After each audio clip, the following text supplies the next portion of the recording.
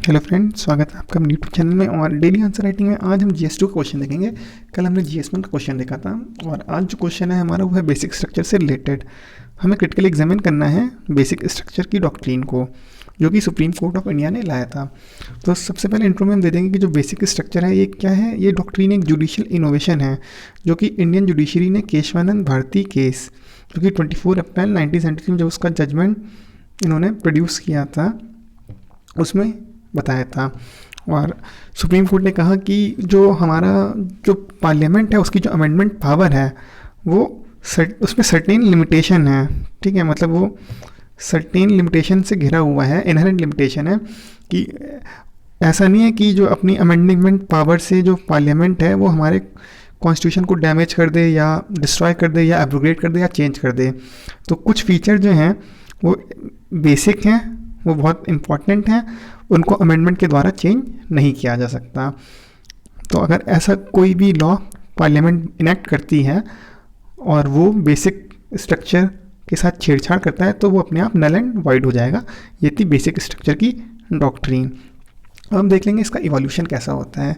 तो सबसे पहले जब फर्स्ट अमेंडमेंट एक्ट हुआ तो उसमें राइट टू प्रॉपर्टी जो था, राइट टू प्रॉपर्टी से रिलेटेड काफ़ी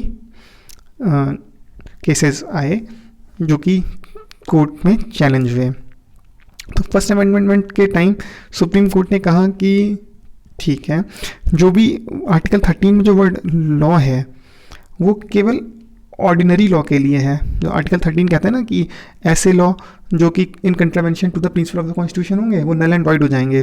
तो सुप्रीम कोर्ट का जजमेंट था शंकरी प्रसाद केस में, शंकरी प्रसाद केस 1951। उसमें ये कहा था सुप्रीम कोर्ट ने कि जो वर्ड लॉ है आर्टिकल 13 में वो ऑर्डिनरी लॉ के लिए, वो अमेंडमेंट के लिए नहीं है।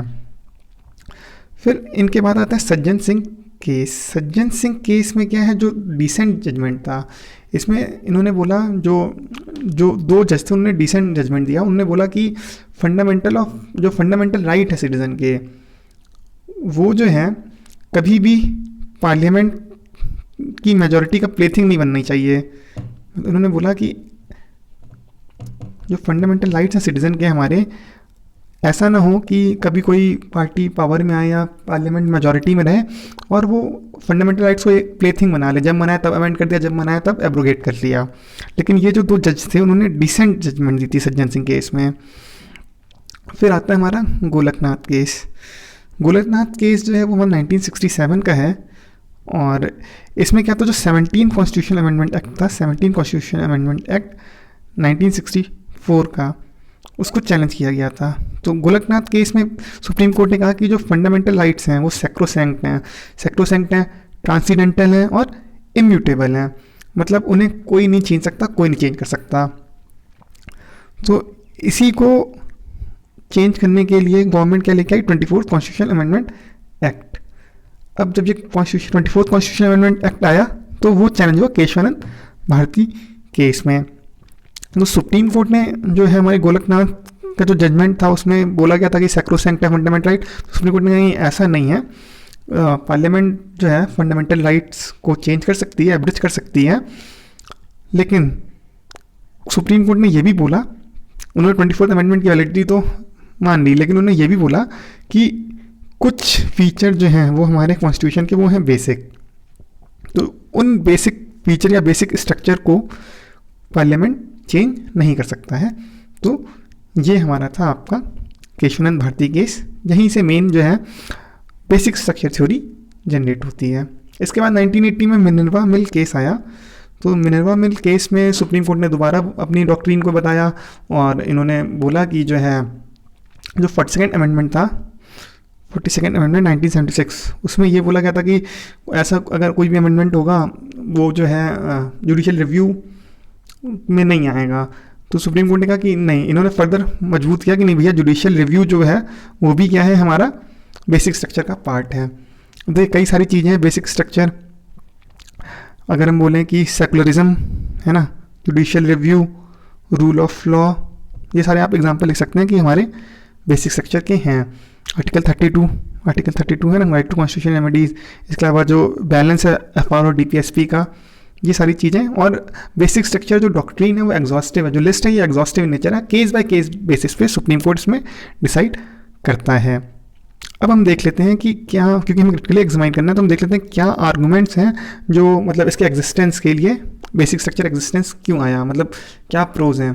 तो देखिए जो आर्टिकल 13 है वो कहता है कि पार्लियामेंट या स्टेट लेजिस्लेचर कोई ऐसे लॉ बनाएंगे जो हम मतलब अब्रिज कर लें फंडामेंटल राइट्स, या मतलब ऐसे प्रोविजन जो मतलब in contravention to the spirit of constitution हो, तो वो नल एंड वाइड हो जाते हैं। वो सुप्रीम कोर्ट की जिम्मेदारी है वो नल एंड वाइड डिक्लेयर करे। तो इसलिए बेसिक स्ट्रक्चर ज़रूरी है। फिर देखिए कॉन्स्टिट्यूशन बोलता है कि जो सुप्रीम कोर्ट है हमारा, जो सुप्रीम कोर्ट है वो गारंटर है और डिफेंडर है किसका, हमारे कॉन्स्टिट्यूशन का। जो सुप्रीम कोर्ट गारंटर है और डिफेंडर कॉन्स्टिट्यूशन का, इसलिए जो है जो basic structure theory supreme court ने लाई है वो रहनी चाहिए। इसके अलावा अगर ये डॉक्ट्रिन ना हो बेसिक स्ट्रक्चर वाली, तो ऐसा भी हो सकता है कि कभी कोई ऐसी गवर्नमेंट आए वो अथॉरिटेटिव हो जाए, है ना, और जो कॉन्स्टिट्यूशन के मेन प्रोविज़न है उनको डाइल्यूट कर दे। ठीक है, तो बेसिक स्ट्रक्चर है क्या, एक तरह से कॉन्स्टिट्यूशनलिज्म को प्रमोट करता है। Constitutionalism means limited government. इसके अलावा जो हमारे यहाँ की डेमोक्रेसी है, डेमोक्रेसी को अपहोल्ड भी कर रहा है और स्ट्रेंथन भी कर रहा है। इसके अलावा चेक एंड बैलेंस का काम कर रहा है, और एक तरह से जो अथॉरिटेरियनिज्म है उसको चेक भी कर रहा है। तो ये बात तो होगी कि बेसिक स्ट्रक्चर जो अभी भी एग्जिस्ट कर रहा है इसके फेवर में। अब हम थोड़ा बहुत क्रिटिसिज्म है इसका, आइए वो देख लेते हैं। देखिए क्रिटिसिज्म ये है कि जो सेपरेशन ऑफ पावर, एग्जीक्यूटिव अपना काम करे, लेजिस्लेचर अपना काम करे, जुडिशरी अपना काम करे, तो ये सेपरेशन ऑफ पावर को कहीं ना कहीं जुडिशियल रिव्यू चैलेंज करता है। प्लस देखिए जो लेजिस्लेशन का काम है पार्लियामेंट का है, और वो क्या है, इलेक्टेड बॉडी, और जो जुडिशरी है वो इलेक्टेड बॉडी नहीं है। अभी जब 99 कॉन्स्टिट्यूशन अमेंडमेंट एक्ट आया था जिसमें NJAC का प्रोविज़न दिया था, NJAC, उसमें ये बोला था कि जजों की अपॉइंटमेंट के लिए एक कमीशन बनना था। तो सुप्रीम कोर्ट ने क्या बोला कि ये भैया ये हमारी इंडिपेंडेंस को मतलब हमारी छेड़छाड़ कर रहा है, तो सिर्फ ये बेसिक स्ट्रक्चर थ्योरी लेकर के ही इन्होंने इसको नल एंड वाइड कर दिया 99 कॉन्स्टिट्यूशन अमेंडमेंट को। और बेसिक स्ट्रक्चर जो डॉक्ट्रिन है कॉन्स्टिट्यूशन में मेंशन भी नहीं है। ठीक है, तो एक तरह से अगर अब जुडिशियल जजेस भी कोई बहुत बढ़िया विजडम, मान लीजिए कोई कभी खराब जज आ गया है ना, ऐसा तो है नहीं कि हर इंसान मतलब जितने भी जज हैं सब अच्छे ही आए हैं। एक दो जजों पे तो इम्पीचमेंट का प्रोसेस भी लगने वाला था। तो इस तरह की भी कंडीशन हो सकती है कि टायरनी ऑफ जज, है ना, ये बेसिक स्ट्रक्चर का नाम लेकर के खुद ही अपना एक लेजिस्लेशन शुरू कर दें। तो ये सारे हो गए क्रिटिसिज्म। और लास्ट में कंक्लूजन में हम ये लिख सकते हैं कि देखिए बेसिक स्ट्रक्चर थ्योरी जो है एक तरह से सेवर है डेमोक्रेसी का, है ना, और इसने कॉन्स्टिट्यूशनलिज्म को होल्ड किया है, इसलिए। और ये केवल हमारे देश में नहीं है, इवन बांग्लादेश में जो Anwar Hussain Chowdhury versus state of Bangladesh का जो केस था, उसमें भी केशवानंद रूलिंग को बोला गया, मतलब जो बेसिक स्ट्रक्चर की रूलिंग थी। तो ये इसका वर्ल्ड वाइड एक्सेप्टेंस है, और आज भी इंडिया में इसका एक्सेप्टेंस है। इसलिए बेसिक स्ट्रक्चर थ्योरी जो है, बेसिक स्ट्रक्चर एक एसेंशियल पार्ट है हमारे कॉन्स्टिट्यूशन का भी और हमारे जुडिशरी का भी। आपको वीडियो कैसा लगा आप प्लीज़ कमेंट करके बताएं, और चैनल को सब्सक्राइब कर लें। Thank you.